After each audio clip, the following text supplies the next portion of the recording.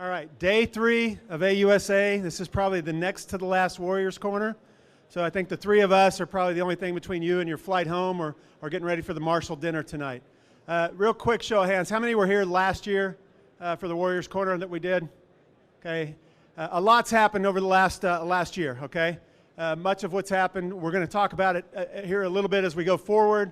But before we do that, and I'm joined here by my 2 battle buddies here, and I think many of you have probably seen the General Bassett, General Gallagher show. We've tag teamed a lot of these. Sometimes it's kind of the, what do you call it, Mutt and Jeff routine. Now it's with Doug here from the Mission Command Center of Excellence. I feel like it's more like Mo, Larry, and Curly routine here, but I think what we're going to do, the 3 of us are kind of, we bring the TRADOC Mission Command perspective, we bring the Army acquisition perspective from General Bassett, and then the Army Futures Command perspective from where we're going. You're going to hear a lot about capability sets, which did not exist last year at this time. After last year's AUSA, General Murray gave me some, as the new Army Futures Command commander, he said, hey, the roadmap you're on makes a lot of sense, but what you got to do is put this into capability sets over time so folks can understand what you're trying to accomplish. And since that time, we've been very focused on that. We brought everybody, all of our teammates together and laid out a roadmap with capability sets over time with tangible solutions along our 4 lines of effort. And we've been really focused hard on Cape Set 21. Capability Set 21 is stuff that's in the works today, and we'll talk a little bit about that. We're really focused right here today on Capability Set 23. So with that as a lead in, let's go ahead and show the video.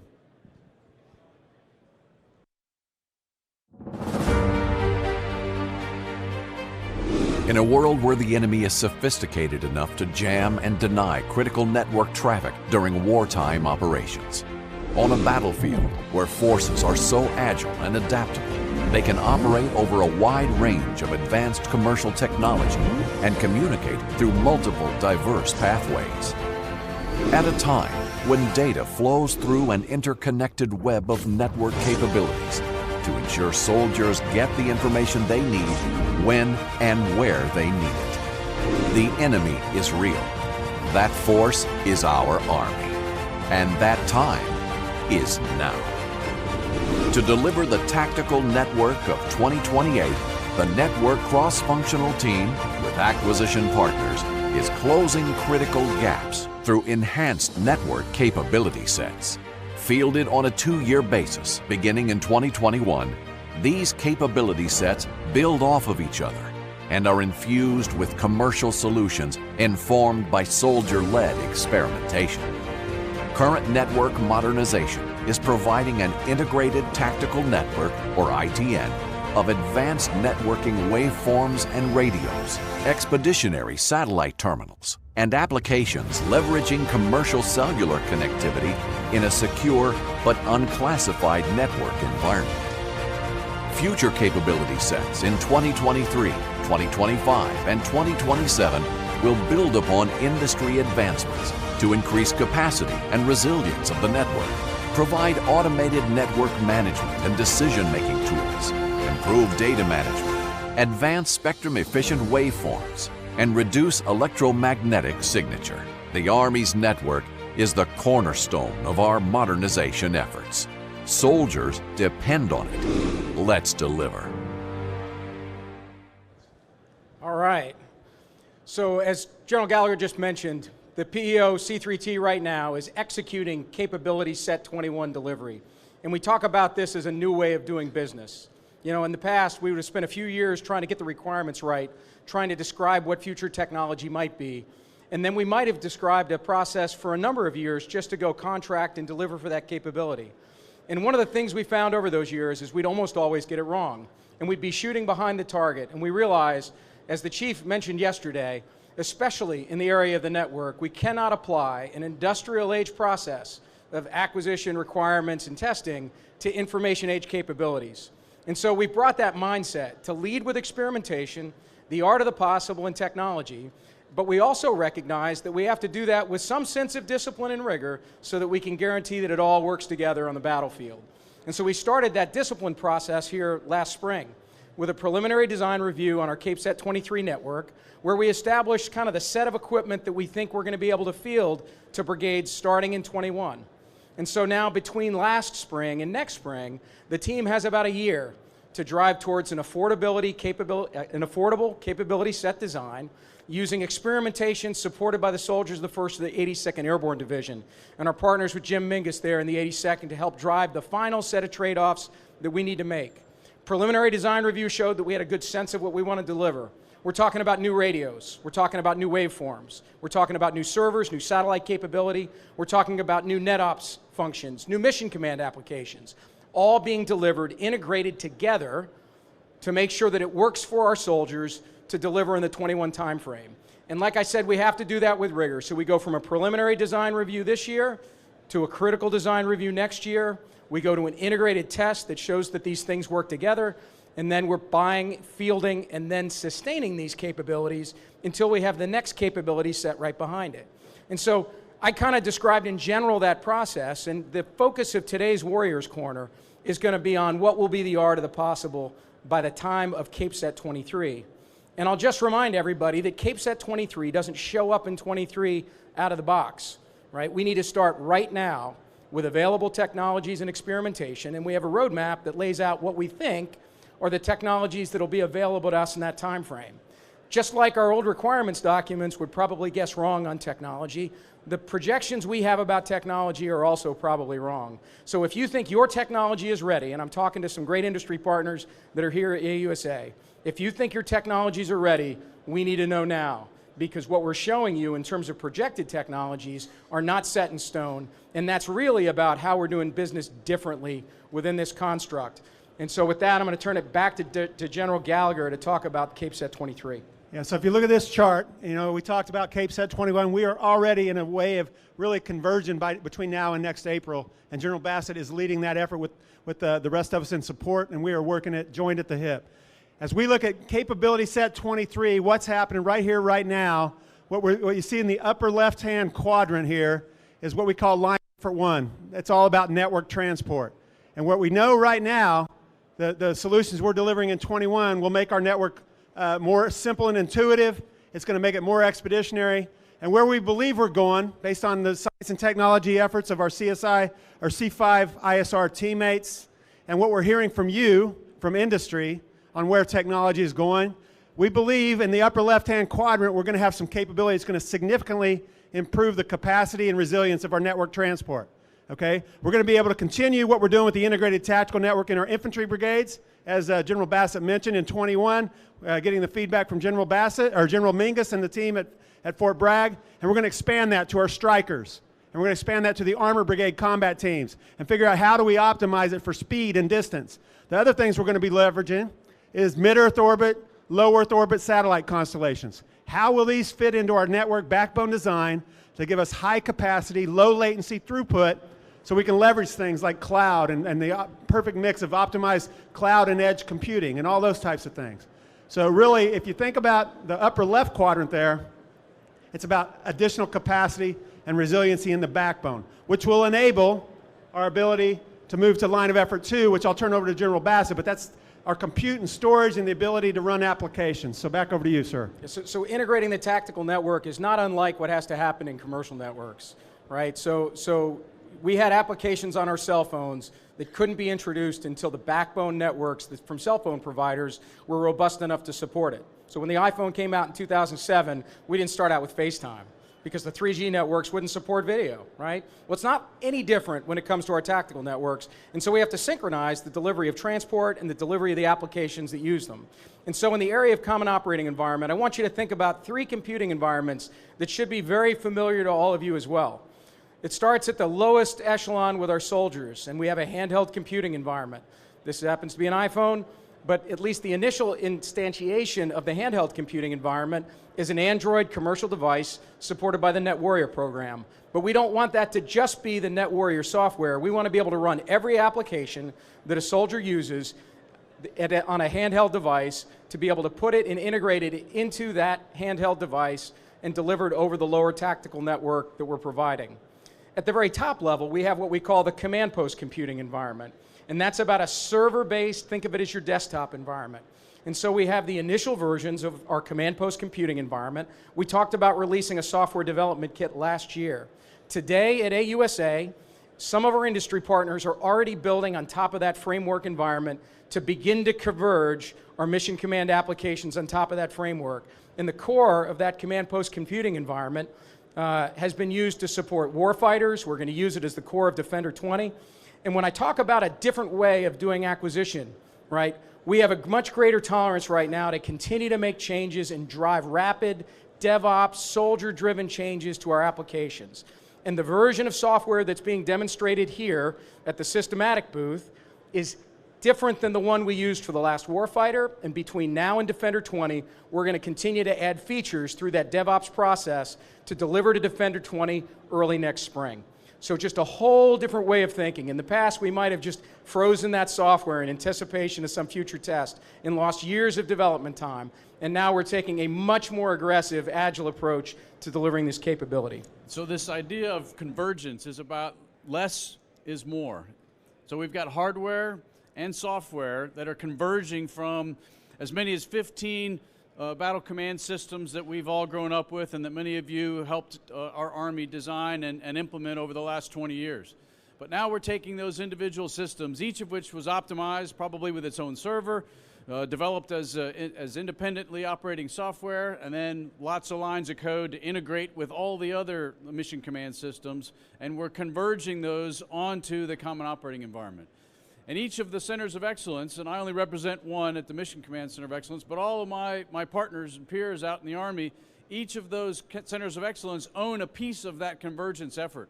And they own a piece of taking what is today AFATADS, or what is today TAEUS or AMDUS, or our mission command systems that we've perfected and optimized over the last 20 years, and converging those hardware and software onto this common operating environment. And that effort is underway now, and our roadmap essentially has that convergence occurring over the next 6 years by the end of FY25.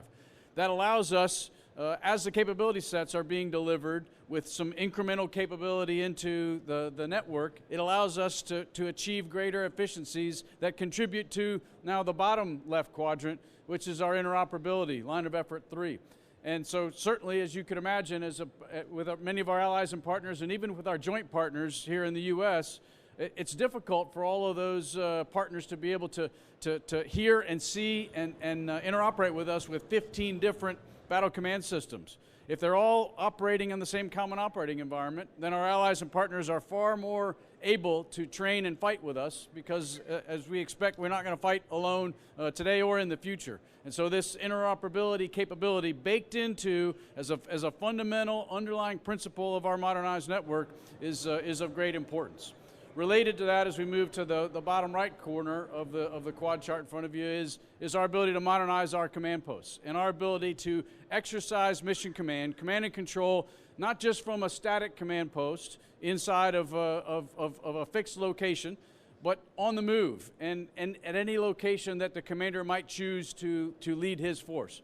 So the capability sets will deliver that incremental capability, and concurrent with that, we've got a new program to modernize our command posts that will allow us to integrate some of those capability sets concurrently with modernizing our command posts. And those command posts will be more survivable, more mobile. They'll be less tent-based and much more vehicle-based to allow a quicker setup and teardown time. It'll allow us to integrate opportunities to integrate things like deception packages, remoting antennas, minimizing our EMS signature, and having tools to be able to see all that inside of our command post. So those are all related capabilities inside of the command posts and are important to how we're modernizing the network. So for CAPESAT 23, what's different when it comes to common operating environment? I'd say the biggest changes are really going to be focused on, now that we've got the framework built, CAPESAT 23 is about delivering more cloud-based capability, more analytic capability. As we look to the availability of those resources in that time frame, it's about taking the mission command systems that we've now begun to converge and make them smarter, leveraging artificial intelligence, machine learning, and bringing in meaningful tactical cloud capability where we can apply it given our bandwidth constraints. We do not want mission command systems to be reliant on the cloud, but we do want them to be enabled by the cloud. And we've got a great plan here to get after that with 4 specific pilot efforts that we can share with you. The other thing that we're going to be able to begin to apply, and I'm really excited about what this offers to our soldiers, is we're going to be beginning to add some additional tools on top of the command post computing environment that I'm just going to describe as a multi-domain toolkit. So we have a new program starting that will be available in the CAPESAT 23 time lane called Cyber Situational Understanding. And so it has the ability to overlay information on cyber and network operations on top of the geo-referenced common operating picture. And so we begin to combine the cyber domain, the EW domain, and the LAN domain together. And so those kinds of multi-domain operations and other toolkits like the EWPMT tool that now begin to converge and provide that multi-domain toolkit that we talked about. And so we want this mission command system, we want all these common operating environments that we're delivering to have applications that support functionality from across all of the multi-domain operations for our commanders. And to the extent that the tools can help our commanders synthesize that data, we don't want the technology to get in the way. And so that's something we see emerging in that 23 timeframe. So this is really what we see based on what we've heard from you, what we've heard from our science and technology teammates, and, and where we are looking to go for CAPESAT 23, okay? But we have right now with CAPESAT 21, we are converging on a set of solutions, and as we start looking to 23, we are very divergent in our approach. We want to know what we might be missing. We want to know what might else be out there that we need to kind of put into our path, okay? So let's go ahead and go to the next chart. As I told you earlier, we got our guidance from General Murray to break it out into capability sets. We're joined by General Murray here today. We're looking at, there's a lot of plates spinning right now in Team Network. There's a lot of things going on as we really batten down the hatch and lean in heavy on CAPESAT 21. There's a lot of work we're doing simultaneously, and this is happening across fiscal years to actually start procuring in 22 and start fielding capability in 23. The work starts right here, right now. And our science and technology teammates are already doing that work. Many of our industry partners are already doing that work. And as we look over time, what we believe the path to getting us there is kind of right here. You see in big letters, TEM. That's Technical Exchange Meeting. And we'll talk a little bit more about that. That's 2021 November in Austin, Texas, and where we've got all comers that are focused on, bringing to bear solutions that we think will be ready for us to start prototyping later this year, 21 and 22, and get into our network design by 23. The other things that we want to take a look at, once that happens, we're on a path to kind of start the experimentation. And while we got S&T and experimentation going on, there's going to be a point where we got to tie this into an operational test and tie it into our integrated tech network and see where it fits. Then we start the procurement path and the production and then the fielding. And that's kind of the timeline over time. And you can see those marks down there, some of the solutions we believe are going to be readily available: enhanced anti-jam, commercial low Earth orbit and mid Earth orbit satellites, and mission command kind of improved hardware, software, wearables, things as integrated visual augmentation system, and other things that the other cross-functional teams will be delivering. We got to have that tied into our network design. And by 23, really, convergence, a underpinning of a data fabric that allows us to synthesize all the data in the tactical space and really make sure that we can converge a lot of these legacy systems. So, Dave, if you want to reiterate on anything I might have missed on this chart. So what I want you to take away from a chart like this is that we're trying to combine a desire to be very agile, looking at new technologies, with some discipline that allows us to deliver integrated capability that we're confident works together. And so we do that.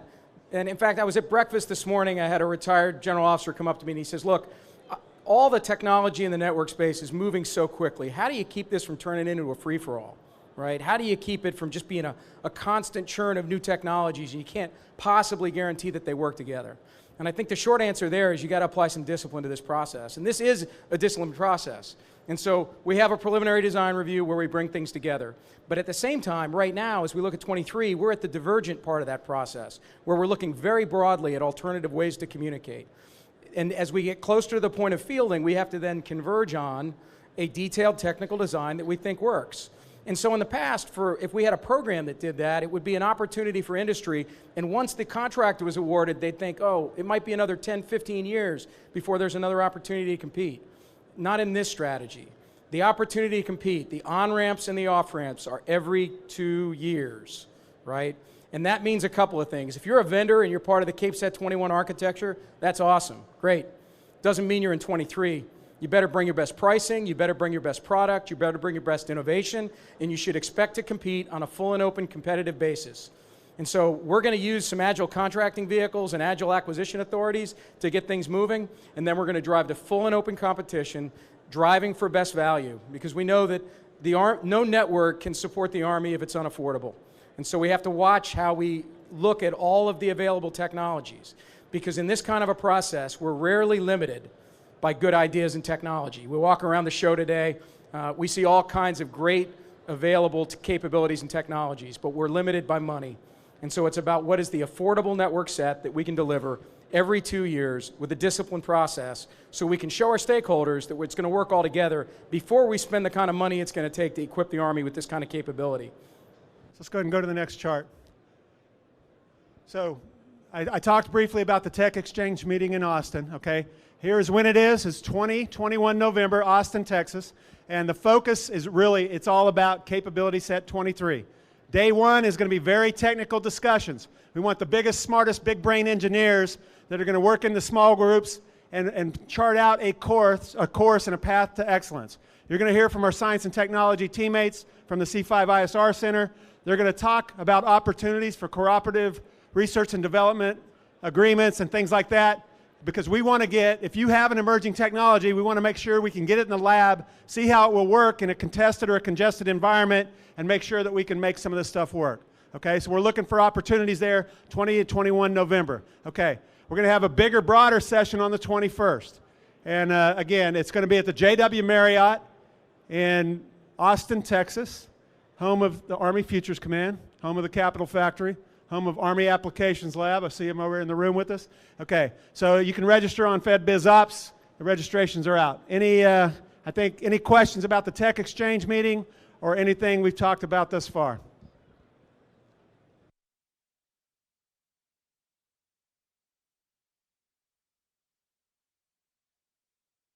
This must be day 3 of AUSA, because no questions. General Murray, you got a question?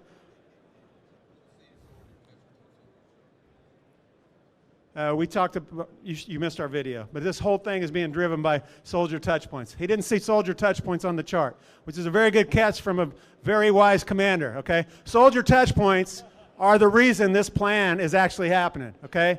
What we received from soldiers in the 82nd who were leaning ahead of where we were on our path got us on this path to an integrated tactical network. Soldier touch points remain a part of this program over time, and we're going to continue to map those out. So you're absolutely right, sir. It was not on the chart, but it is the most critical element of our modernization path. Yes, sir. Thank you. So there are very distinct differences between IBCT, SBCT, ABCT. Do you imagine having parallel development paths and experimentation paths to go through 23, 25, 27, et cetera, in order to keep up pace to field every 2 years to all 3 of those formation types? Or what are your thoughts about that? So I think the parts of the network that we're likely to employ are going to be very similar in those formations. Obviously, the radio density is going to be different. The integration is a little bit different, but I don't see it as separate developments, but rather the application of a similar network to each of those unique brigade formations with a density and allocation that makes sense for those platforms.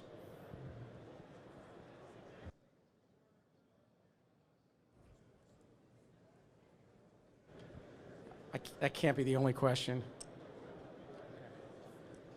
We're not going to give out beer if there's no questions. Sir. Afternoon, sir. I used some of the integrated tactical network in my time in Europe, and I found the products that we used were fantastic, but they rely on commercial infrastructure. And so in an environment where the infrastructure either doesn't exist, like parts of Eastern Europe or where I was, or where it's degraded, what's the way forward there? Yeah, so they can leverage commercial infrastructure, but they're not solely reliant on commercial infrastructure. That's why the advanced networking waveforms that we're providing, with leveraging commercial waveforms that are actually network resilient, will allow us to not be held hostage by commercial infrastructure. But if we have an environment where we can leverage commercial infrastructure, we absolutely want that to be part of the solution. So integrated tactical network is not solely reliant on the commercial infrastructure. You had some limitations because I don't think you had a full fielding of some of the advanced radios. But I guess I'll add is that I think you hit on something that's really important and that distinguishes the tactical networking from the commercial space. When you're leveraging the commercial infrastructure, from the point of your device into the backbone network is pretty much straight into fiber. And the constraint is really only between you and that cell phone tower. When that isn't available, when that's taken away from us, now the backbone's got to be provided by our forces, and that's why the enhanced density of VSATs, as well as other transport capabilities, are so necessary to tie all that together. That's why we're talking about things like an aerial tier. That's why we're talking about tropospheric, troposcatter systems. That's why we're talking about Trilos and those high bandwidth augmentations and making it all work together. But I don't think there's any doubt that in the absence of the commercial infrastructure, you do have a different kind of network that's going to behave a little differently. We're trying to take that into account through our experimentation, but that's a great question.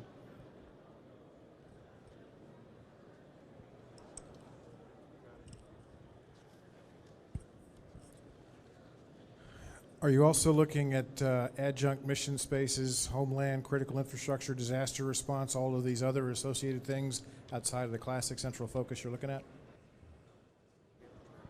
Pardon?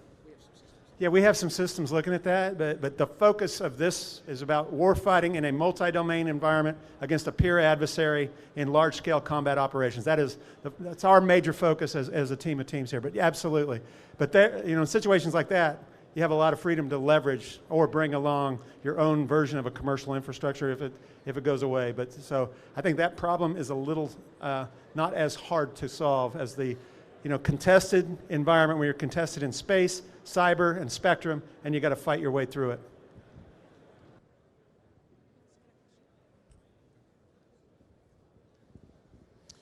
Thank you. General Bassett, you mentioned Cyber SU, but I didn't see it on the schedule chart on the previous one. Was that just implied, or did I miss that? No, it wasn't one of the technologies we're specifically looking at on that. We kind of picked a few available technologies. Cyber SU is a separate program of record moving towards its RFP release here coming up real soon. And one of the things that I think excites me the most about Cyber SU is that industry's actually listened. And so the things that I'm seeing demonstrated here that are built on top of that command post computing environment SDK, we're finding that folks are able to build very quickly. They're able to deliver a lot of functionality very quickly, and it's integrated without having to deliver new servers on the battlefield. And so the more industry does that, and in fact, one of the things we're hoping to do here real soon is to get that same environment down to the Army Applications Lab and start to have some applications built natively on it by AFC. So we're really excited about the other kinds of things we can add creatively to that framework. Cyber SU is just one of the things, and that's coming up here real soon. Gentlemen, I got a question in terms of, you mentioned secure but unclassified. Where do you see a secret releasable network coming into this between 21 and 23? So great question, and part of our line of effort 3 interoperability aspect of it is thinking through what level of classification is provided at each echelon. And as we modernize the network, one of the key considerations is being able to get the Army's center of gravity off of SIPR, or secret, as its primary warfighting enclave, and move more towards our a mission secret or secret releasable primary warfighting enclave. Initially, that will be achieved through hardware separated enclaves. As the capability sets and technology allow us some greater flexibility, and we are able to overcome some of the technology gaps that we've got right now, that could be and will certainly be a software divided solution where you've got a single enclave that's or a single bit of hardware that it allows multiple classifications on the same on the same piece of hardware, as opposed to hardware segregated as it is today. So modernizing our network incrementally allows us to introduce some of those capabilities over time, and our allies and partners are very excited about that, because right now we say, look, come train and fight with us. And it's very difficult when our primary enclave to communicate and provide a common operating picture is SIPR. So my question is, like, whenever I hear integrated network, one of my main concerns is, for operators, how are you guys determining how much information is too much information? Because when you're in a stressful environment, there's only so much before you get sensory overload and some mistakes get made. So. Is that something you guys are addressing? So as technology provides the ability to have too much information, then commanders are you know, that's something that we certainly wrestle with even today. Even, you know, and as technology provides us greater opportunities, it's even going to be a more important consideration moving forward. Much of what we're faced with today is limited by bandwidth and what we're able to give our commanders and leaders and soldiers at different echelons. But it's constantly a trade-off that we make, and in some cases, as we and my peers write requirements, we're writing those requirements much less prescriptively, and we're attempting to say we believe we need this capability and the ability to see this or do this or process this, and then we're letting the engineers be able to say, well, if you want this much, it'll cost you this much and it'll have this impact on bandwidth. If you're able to get by with just this much, then here's how many more pieces of equipment you can have. Here's how many more units can be fielded.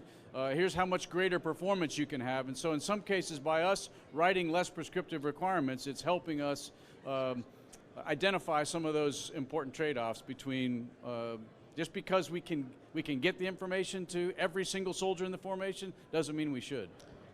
One of the things we found in the early adoption of these tools is we want tools that allow an operator to show only the overlays and information that are relevant to their mission, and to be able to do that without having a plethora of different tools within the battle space at the same time. And so we found in some of the early experimentation that when you give them this powerful configurable tool, sometimes they'll create a whole lot of information and overshare it on the network. So one of the changes we've made going forward was to make sure the tool provides some feedback when the underlying transport has the capacity to support everything trying to push over the network, and when it doesn't. And so that was some of the big changes we saw even since the last warfighter. So you give them a powerful tool, and then you never lose sight of the fact that simplicity may be the most important function you provide, and then try how do you manage that in terms of the interface. Yeah, but I think your question ties right back to General Murray's question. It is about the soldier feedback, the leader feedback on echelon. So at the lowest tactical echelon, what you get from that rifleman that's going to either be wearing the Net Warrior device or leveraging an integrated visual augmentation system, he's got to still make he's got to decide in the heat of battle, and he doesn't be overloaded with decision-making tools. He's got to be able to decide, or observe, orient, decide, and act at a pace faster than the adversary when the world's blown up around him. On echelon, more complexity has to be synchronized. At the core division level, you're synchronizing all the enablers, so a lot more demand for visualization tools and everything else. But the way we get that is exactly what General Murray asked about, and that's the soldier feedbacks. It's getting out to combat training center rotations. It's doing live joint forced entry exercise operations with the 82nd Airborne Division. It's corps and division warfighter exercises where an entire battle staff is put to its paces, and you got to see these these tools in the works and how they perform and get that feedback and make the adjustments. That's why leveraging the model that we've done with industry in this kind of this DevOps or DevSecOps model, where we're getting that feedback and we're making the adjustments, we got to change. We got to change the way we do what we're doing, and we are changing. We are changing in a big way. The other thing we got to do is we got to test differently. We got to test, fix, and continue to iterate, because we don't want to be held, kind of as a test result gets reported 7 months later and we've already migrated beyond, the version of software that was implemented during that test. That's yesterday's news. We're moving out, and we're moving out with feedback, and it ties back to those soldier touch points.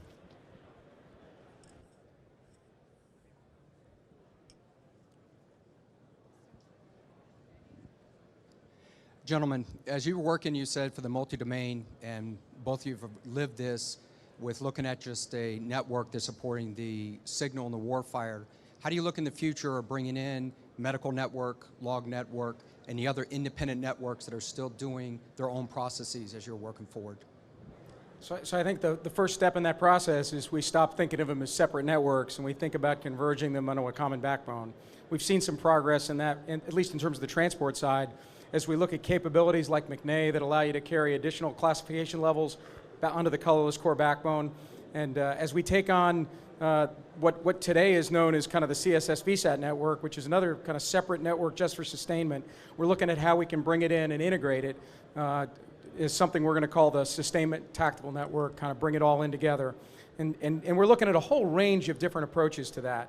I'm asking the team to look at things like managed services. I'm asking the team to look at any range of capabilities, mix of kind of the things we're doing in ITN and other capabilities, so that we don't end up with a sustainment network or a medical network that's entirely separate for what we're doing for the rest of the Mission Command network.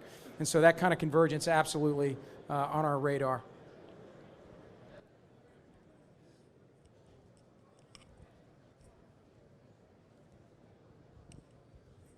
Gentlemen, you mentioned trying to leverage DevOps, DevSecOps for capability development now. I was wondering if you're familiar with the recently released DoD CIO DevSecOps reference design doc, and if so, I mean, how closely aligned are you with that authoritative document in regards to how you're implementing DevSecOps or DevOps?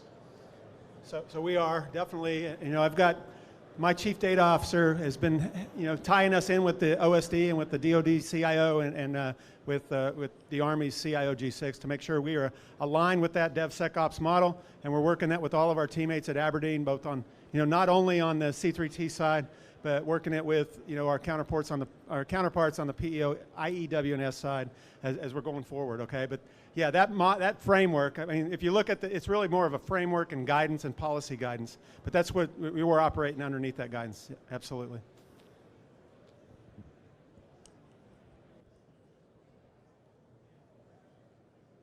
Okay, no more questions.